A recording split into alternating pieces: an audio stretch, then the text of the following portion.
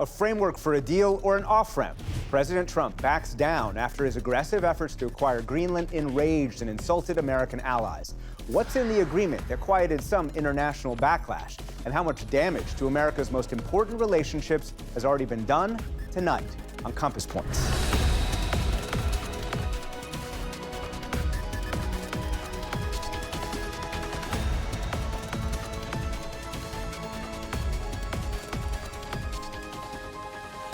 Support for Compass Points has been provided by the Judy and Peter Bloom Kovler Foundation, Camilla and George Smith, the Dorney Koppel Foundation, the Gruber Family Foundation, and Cap and Margaret Ann Eschenroder. Additional support is provided by Friends of the NewsHour.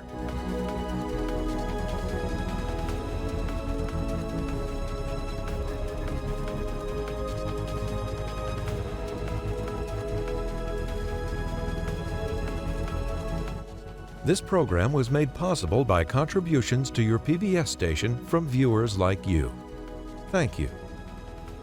Once again, from the David M. Rubenstein studio at WETA in Washington, moderator Nick Schifrin. Hello and welcome to Compass Points. For the last decade, President Trump has purposely created a great disturbance in the force that binds the U.S. and Europe together, and he has realized results. NATO now pledges to spend more money than any time in its history on defense. But over the last week, President Trump threatened the Danish territory of Greenland with an implicit military threat, and then European allies with explicit economic threats, and then said he might not prioritize peace because he didn't win the peace prize. Now, he and NATO say there's a Greenland deal, but has this week finally proven to Europe that the art of the deal threatens the U.S.'s oldest alliances. To discuss this today, I'm joined by a fantastic panel. Carla Sands chairs the Foreign Policy Initiative at the America First Policy Institute and was President Trump's ambassador to Denmark in the first term.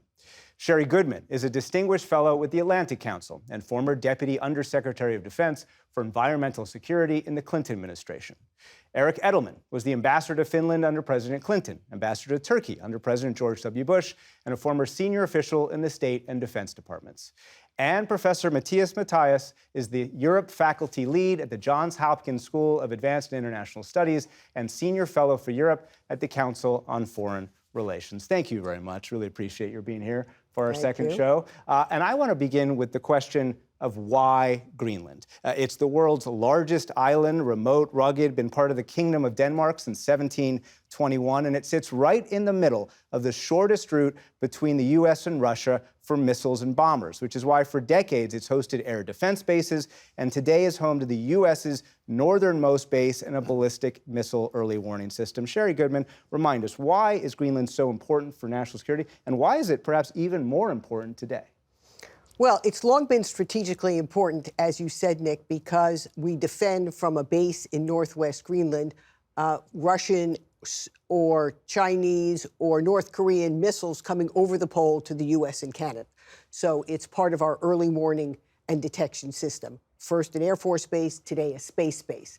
Now, in the climate era, it's important because navigation sea routes are opening up and changing the character of the Arctic. As the ice melts. As the ice melts, warming 4 times greater than the rest of the planet, sea ice is retreating, permafrost is thawing and melting, creating new sea lanes across the Arctic, but particularly on the Russian Arctic, where Putin seeks to monetize the Northern Sea Route for transport from ships in Asia to into Europe. So, Carla Sands, you were ambassador to Denmark during the first Trump administration when the president first raised this idea. And by the way, he's not the first president to raise this.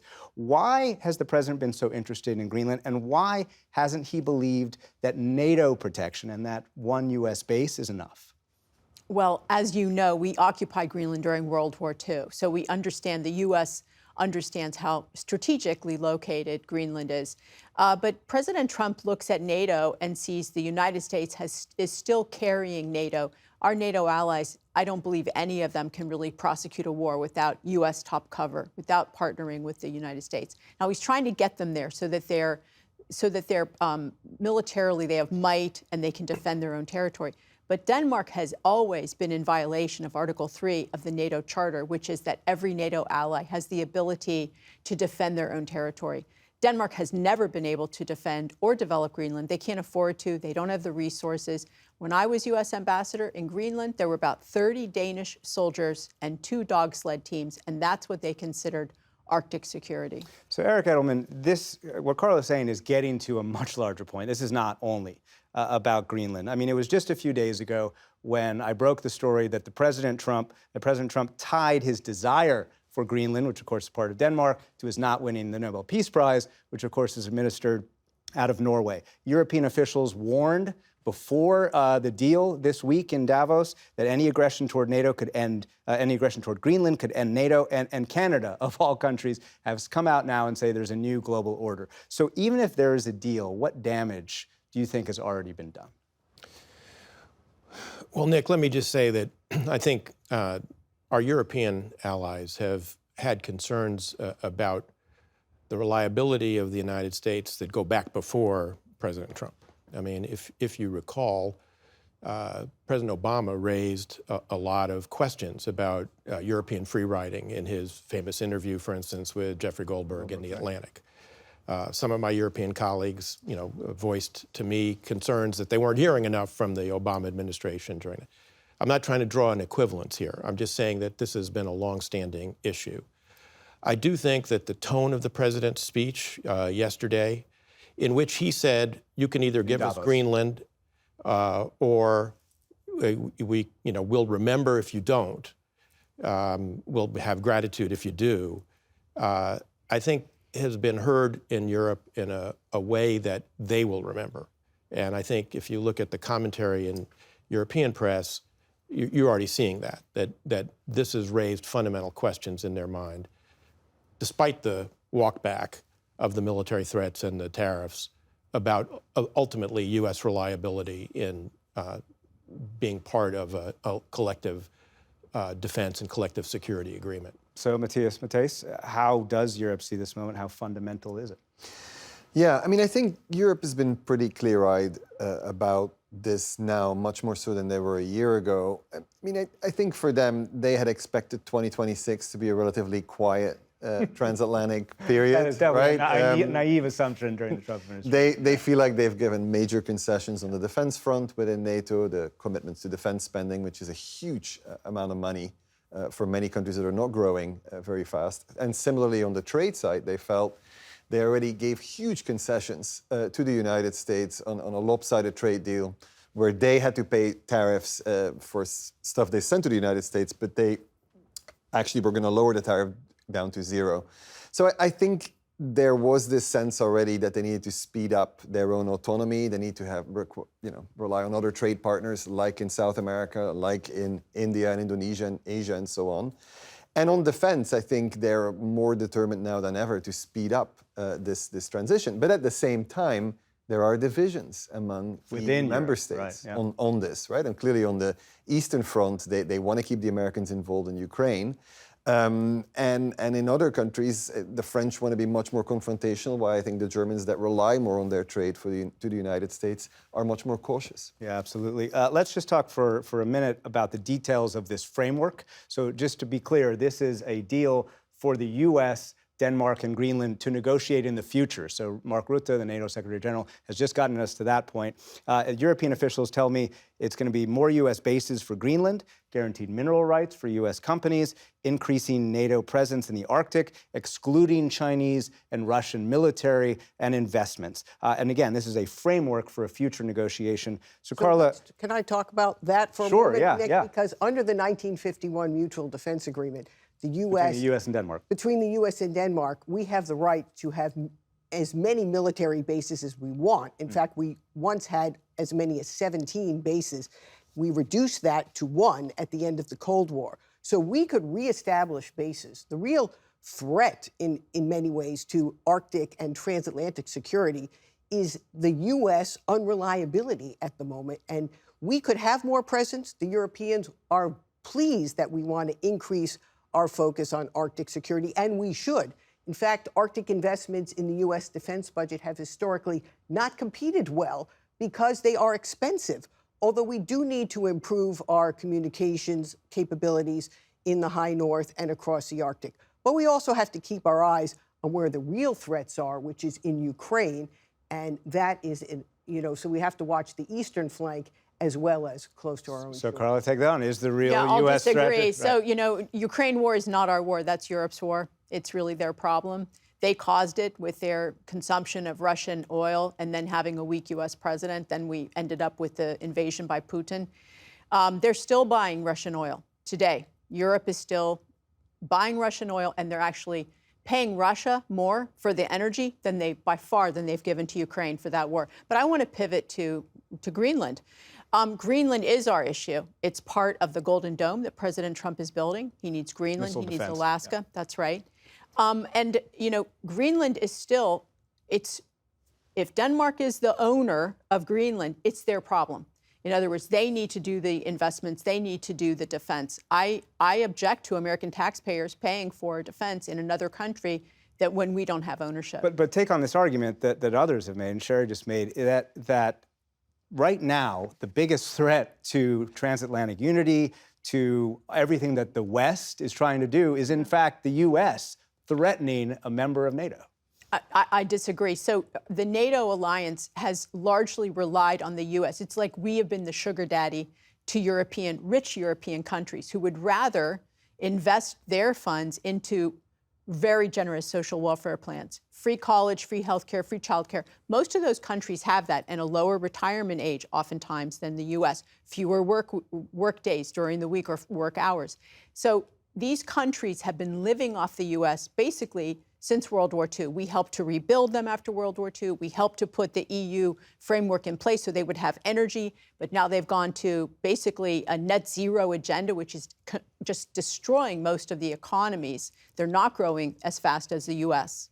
Nick, with respect to Ambassador Sands, we have a globe-girdling set of bases around the world that we have defended at the cost of trillions of dollars since 1945 that don't involve U.S. ownership. So the idea that we have to own every base in order to defend it, and somehow U.S. taxpayer dollars are being wasted in defending bases that we don't own, I think is contradicted by our entire experience during the Cold War and the post-Cold War. This is the world's largest island, though. This is not just a base that we're defending. This is the world's largest island, and they're asking us to take it on. I think the problem with Denmark, of course, and taking on Denmark is that it's probably one of America's best allies. I mean, it fought side by side with the Americans in Afghanistan, lost more soldiers per capita than the United States did. This is not a country that's not spending its fair share, agreed with NATO on defense. They've been very active in Ukraine as well.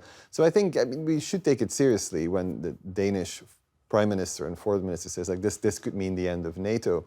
Also, I want to point out this framework of a deal. This still needs to be negotiated between Denmark and the United States, and I don't think this is going to happen in the next few days. And so they actually need to get to an agreement. And right now, I think there's a lot of skepticism in Europe that there is, that there can be trust and that there's good faith on the American side. So I think there's some diplomatic work here that will need to be done to get But let's If also I could, remember, the under NATO Article 5, Yeah. where an attack on one is an attack on all, But Matthias- only time Article 5 has been invoked was when there was an attack on the United States, Yeah. 9/11, and the Danes and the Europeans and the Canadians and others came to our defense. That's right. They always remind us, but they never, when I got to Denmark, they had not in many years contributed their fair share to NATO. They were in arrears. And Mette Frederiksen, the prime minister, never picked up the phone for a whole year to talk to Donald Trump and sit down and have a conversation. She neglected her diplomacy with him. Yep, and yet I think the Ukraine war They fail changed every that NATO. quite dramatically. They fail every NATO report card. Denmark fails. They do not contribute what NATO asks for. But Eric, is it the principle here, right? I mean, I'm trying to stick to the substance of what we're talking about, but a lot of this is about just the style of the president and the style of the president, as I listed, not taking military threats off the table, threatening European allies with tariffs. What is the longer term impact? What's the impact on the trust between Europe and the United States? Well, all of the things that Ambassador Sands has talked about could have been discussed and negotiated with Denmark and with other NATO allies without recourse to threats of either military action or tariffs, which seem particularly inappropriate. I mean, when Secretary Bessent was asked under what authority these tariffs were going to be levied, it was under an emergency, the IEEPA emergency tariff, which is before the Supreme Court right now. But when asked what emergency this was, meant to prevent, he said it's an emergency to prevent an emergency, which is double talk and nonsense. So, all of this could have been done in a way that didn't arouse all of the concerns that Matthias just, spoke. Let me bring up some of these concerns, because let's just talk about how, if you will, freaked out Europe has been, especially Western Europe. Let me just bring up some of the highlights from the last week. This is Emmanuel Macron saying, quote, "We are shifting toward a world without rules." The Belgian prime minister, "Being a happy vassal is one thing. Being a miserable slave is something else." Ursula von der Leyen, "This is a dangerous downward spiral between allies." And then Mark Carney, the Prime Minister of Canada here, right, said this at Davos. Let me be direct. We are in the midst of a rupture, not a transition. The middle powers must act together, because if we're not at the table, we're on the menu. We know the old order is not coming back. We shouldn't mourn it. Nostalgia is not a strategy. But we believe that from the fracture, we can build something bigger, better, stronger, more just. This is the task of the middle powers. The countries that have the most to lose from a world of fortresses and a most to gain from genuine cooperation.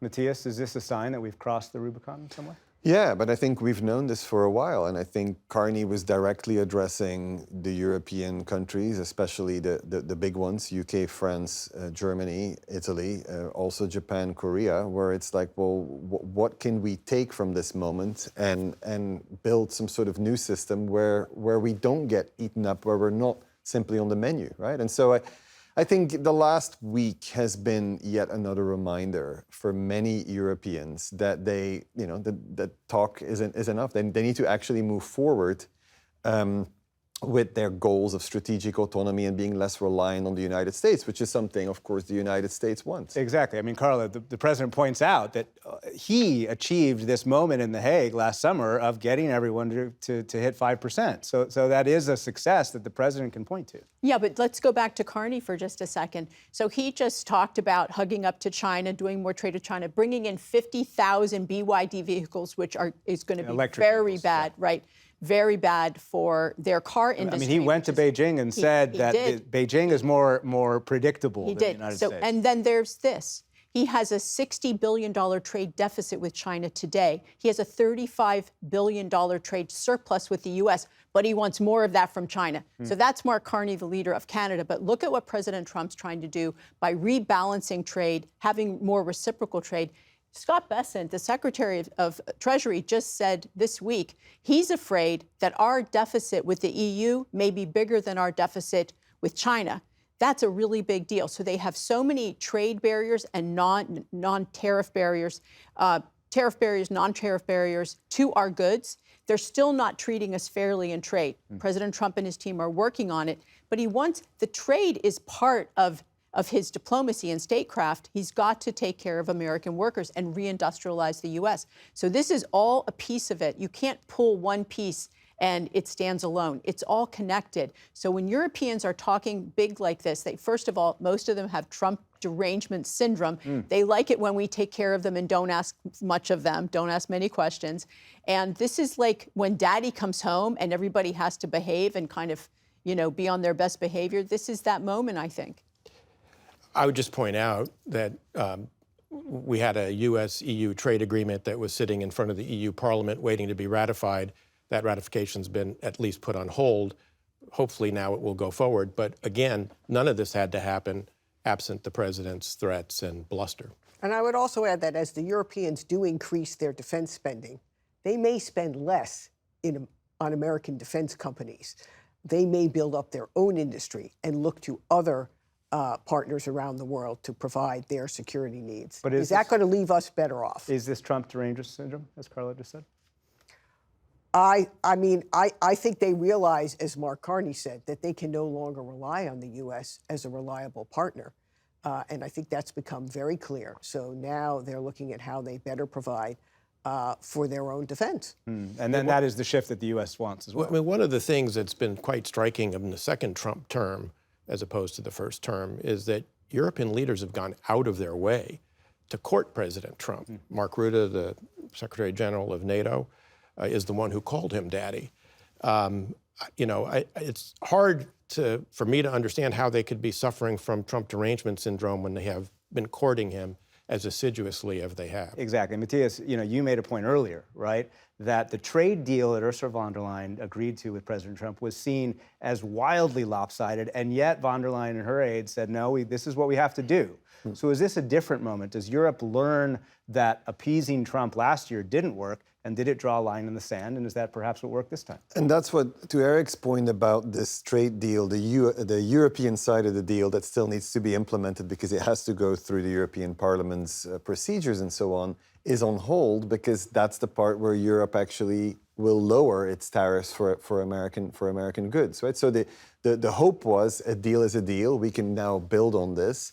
And again, like I want to point out again, because I teach this stuff at Johns Hopkins, I mean, trade deficits or trade surpluses are not a sign of strength or weakness or anything, right? I mean, there's a whole macro side to this that's about savings and investment. And we all know that the U.S. running these enormous deficits on the government side, that by definition means that money has to come in from abroad.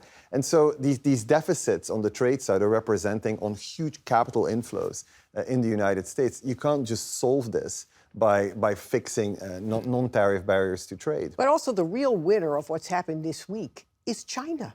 They get the benefit of seeming like the reliable, predictable partner on the world stage. Which is exactly what Xi Jinping has wanted the world to see him as. Exactly. And I Trump is disagree. driving the allies into Chinese arms, both Europe and Canada. I disagree. China is a predatory nation. Everybody knows it. Carney has hugged up against China before, even though he said the opposite when he was running for office. But Denmark has bought arms from us, I think, 3 big orders recently.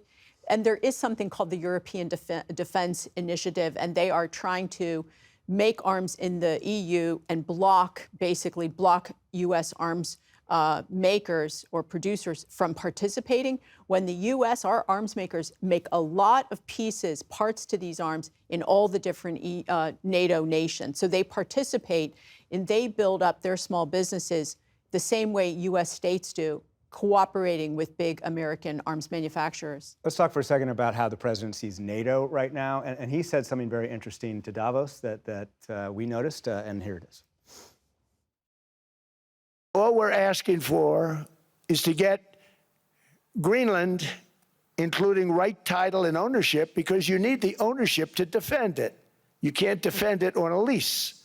That is against 77 years of U.S. anchoring the idea of NATO, that NATO collectively defends all territory. Carla, why does he say something like that? He says it because we actually occupied it during World War II. We had 1/4 of the population were U.S. servicemen and their families. We built almost all the infrastructure on Greenland, the bases, the ports, the airports. There are 2 airports now that have been built since we left, but everything else was built by us. And, as a matter of fact, that Article 3 of NATO, that Denmark cannot afford and will never be able to defend this territory. It's too big for them to take down. It's like owning a house you can't afford to take care of or a building, and it's disintegrating. You can't afford to develop it. Eventually, you have to sell it. But what's the threat there, Carla? There is the real threat of Russia and China in the Arctic is either close to Russian territory or close to American territory in the Bering Strait. That's where we see active Chinese and Russian military exercises that have disrupted U.S. fishermen. That's over in the Bering Strait. That's not around Greenland. Eric, last word. Well, I would just say this, which is, after World War II, in 1946, Secretary of State James Burns sat down with his then Danish counterpart to discuss these very issues. I just recently read the MEMCON. One of the things he was concerned about was particularly early warning, and in those days it was long-range bombers that were the issue. We worked out the treaty in 1951. We were able to defend Greenland throughout the Cold War without ownership. And I would just point out that the issue appears to be one of Donald Trump's personal psychology, not national interest. He was asked by David Sanger in the New York Times, in the New York Times interview, why is ownership so important? Is it important to you or to us as a nation? and Trump said, it's important to me. Well, there's a lot more to talk about here, but we're going to have to leave there. Okay, sorry, Carl. We bought the Virgin Islands from Denmark. We forced the sale shortly after World War I. We forced them to do it. We bought it for $25 million, so there's a precedent to U.S. buying property from Denmark. And yet, Nick, on the speech he gave where he talked about allies, you need to have the territory to be able to defend it. I think that was carefully listened to in Japan, in Korea, and definitely in Taiwan as well. The whole world is absolutely watching. So this was a fantastic conversation. Thank you guys so much for joining us here on Compass Points. Sherry Goodman, Matthias Matthijs, Eric Edelman, and Carlos Sanz. Thank you very much. And thank you for watching us. I'm Nick Schiffer and hope to see you every week here on Compass Points. Support for Compass Points has been provided by the Judy and Peter Bloom Kovler Foundation, Camilla and George Smith, the Dorney Koppel Foundation, the Gruber Family Foundation, and Cap and Margaret Ann Eschenroder. Additional support is provided by Friends of the NewsHour.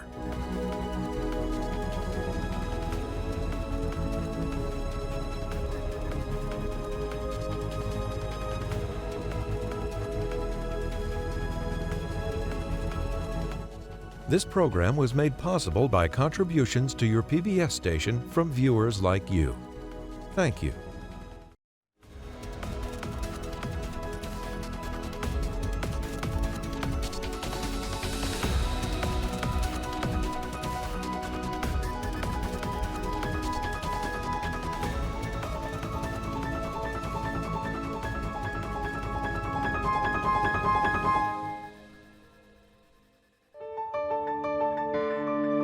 You're watching PBS.